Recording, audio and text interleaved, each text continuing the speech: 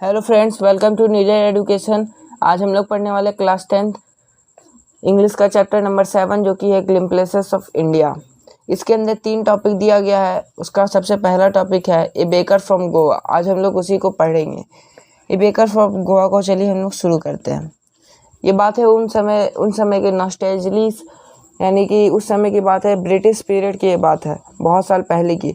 उस समय पोर्टुगीज सब जो है वो बहुत ज़्यादा फेमस थे अपने लोफ्स के कारण। लोफ्स क्या होता है? एक तरीका का मीठा ब्रेड होता है। बेकर को पोर्टुगीज कहा जाता था। उस समय भी कोई भी चीज़ अधूरा था ब्रेड के बिना।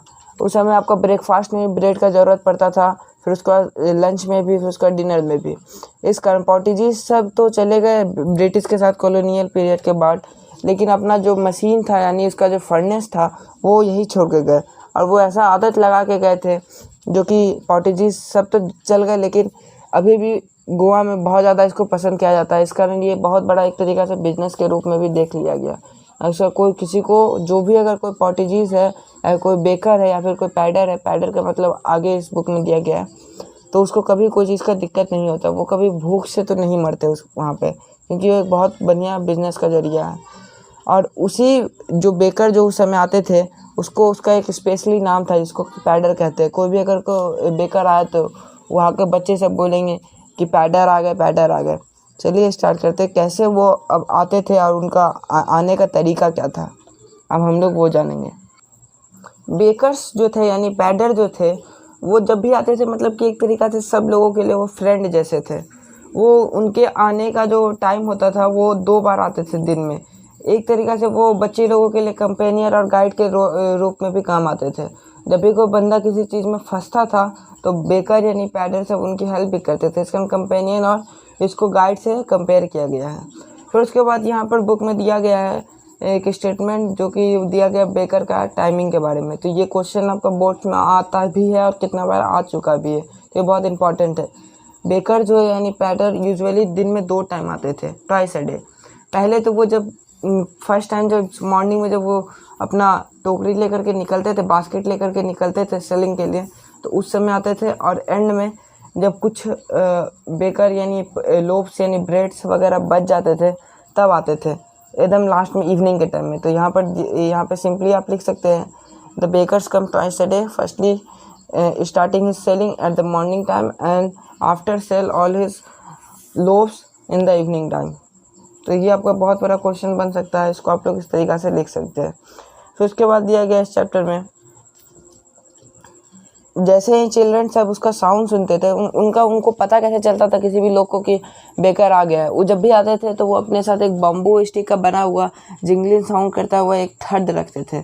वो थर्ड क्या होता है? एक तरीके का बम्बू स्टिक जो कि आपका इस तरीक़े से डिज़ाइन किया गया है जिसको हिलाने पर आपका जिंगलिंग साउंड क्रिएट हो, जिंगल जिंगल टाइप का, जैसे कि अभी के वक्त में बहुत सारे लोग यूज़ करते हैं।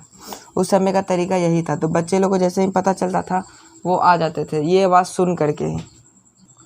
और बच्चे लोगों के लिए एक स्पेशल टाइप का ब्रेड जो है वो बेकर से बेक करते थे, जिसको हम लोग कहते थे, जो कि एक स्वीट ब्रेड होता था। वो आपका जलेबी का शेप में होता था, वो रिंग लाइक स्ट्रक्चर है, उसको कहा जाता था बैंगल्स ब्रेड। चूड़ी जैसा उसका बना होता था शेप, और उस टाइप का ब्रेड बच्चे लोगों के लिए अलग टाइप का रखते थे। वो दो उनको फ्री में भी दे देते थे कभी कभी। और उनका रहने का, जब बेकर आते थे तो वो एक हाथ से आपका बास्केट पकड़े हुए होते और एक हाथ से वो थर्ड यानी मैंने आपको समझाया कि एक बम्बो स्टिक जिससे आपका जिंगलिंग साउंड क्रिएट होता हो। फिर उसके बाद जैसे वो बेकर सब आए, सारे बच्चे तो ग्राउंड की तरफ दौड़े भाग के आए जिंगल साउंड सुन के।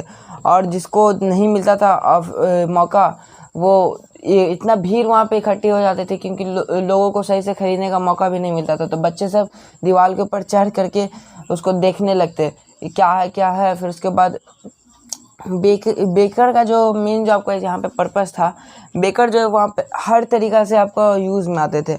वहाँ शादी हो, एंगेजमेंट हो या फिर आपका क्रिसमस पार्टी हो, इसके लिए बेकर का सबसे ज़्यादा यूज़ होता था। कैसे? चलिए हम लोग अब समझते हैं। बेकर जो है उस समय, baker was essentials during those times in Goa in the marriage festival. Marriage में आपका किस टाइप का आपका ब्रेड को मंगाया जाता है? मैरिज में भी आपका ब्रेड मंगाया जाता था जिसको हम लोग कहते हैं बोल्स।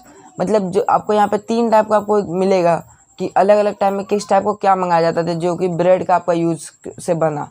आपका मैरिज में जो मंगाया जाता था, मैरिज और किसी भी फेस्टिवल में जो मंगाया जाता था ब्रेड, उस ब्रेड को हम लोग कहते हैं बोल्स। फिर उसके बाद आपका इंगेजमेंट के टाइम में सैंडविचेस उसी ब्रेड से प्रिपेयर किए जाते थे। किसी भी एक वहाँ की एक लेडी ऑफ द हाउस थी, उसकी बेटी का जब इंगेजमेंट हुआ था तो वहाँ पर आपका किसी भी का इंगेजमेंट होता था तो वहाँ पर सैंडविचेस बनता था ब्रेड का। और तीसरा जो है केक और बोनिहाल्स। बोनिहाल्स भी एक तरीका का आपका ब्रेड का टाइप होता है, मतलब कि ब्रेड से हम लोग बहुत सारा चीज़ बना सकते थे। यहाँ पर भी एक उस समय का फेमस डिश था जिसको कहते थे बोलिनहास। वो और केक ये क्रिसमस के लिए यूज़ होता था। तो ये आपका सिंपली 3 मार्क्स का क्वेश्चन में आ सकता है। अलग अलग टाइप का ब्रेड का यूज़ बता दीजिए। यहाँ दिया हुआ एक मैरिज के लिए और फेस्टिवल और एंगेजमेंट और आपका ये क्रिसमस के लिए। तो यहाँ पे आपको 3 यूज़ पता चल गया। अब हम लोग का बेकर का ड्रेस कैसा था उस टाइम का बेकर का ड्रेस, मतलब कि लोग पहचानते कैसे थे कि यही बेकर है। चलिए अब हम लोग वो जानते हैं।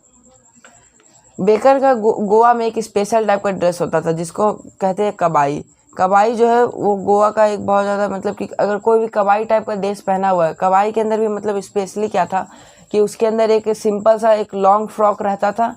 फिर उसके बाद जो कि आपका नी तक रहता था। एक ही एक कपड़ा है, मतलब एक गंजी जैसा या फिर फ्रॉक जैसा कहिएगा, और वो आपका घुटना तक रहेगा।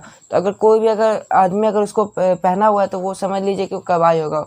वो किस समय की बात है, जब ऑथर जो है वो छोटे थे, लेकिन जब ऑथर जब बड़े हो गए तो आपका वो बेकर का कपड़ा जो है वो चेंज हो गया। वो जो बेकर का कपड़ा हो गया एक सिंपल सा वो आपका टी शर्ट लगाते थे और एक ऐसा पैंट पहनते थे जो कि आपका नी से जो नीचे हो, लेकिन आपका जो टो है उससे ऊपर हो। यानी अभी के टाइम से अगर आप सोचिएगा तो एक तरीका से 3/4 पैंट के जैसा। यहाँ पर बुक में दिया हुआ है baker wore a shirt trouser were shorter than full length, मतलब कि फुल लेंथ आपका ट्राउजर से छोटा होता था but longer than the half pant, लेकिन वो हाफ पैंट से बड़ा होता था। जो भी लोग अगर इस टाइप का ड्रेस पहन के निकलते थे उसको अभी भी अगर आप गोवा जाइएगा तो अगर आप कहीं इस टाइप का ड्रेस पहन के निकलिएगा तो आपको कबाई कबाई करके चिल्लाया जाएगा, क्योंकि कबाई ड्रेस या फिर पैडर बोल के चिल्लाया जाएगा। क्योंकि ये आपको अभी भी गोवा में बहुत ज़्यादा फेमस है और अभी भी इसका बिजनेस बहुत ज़्यादा होता है।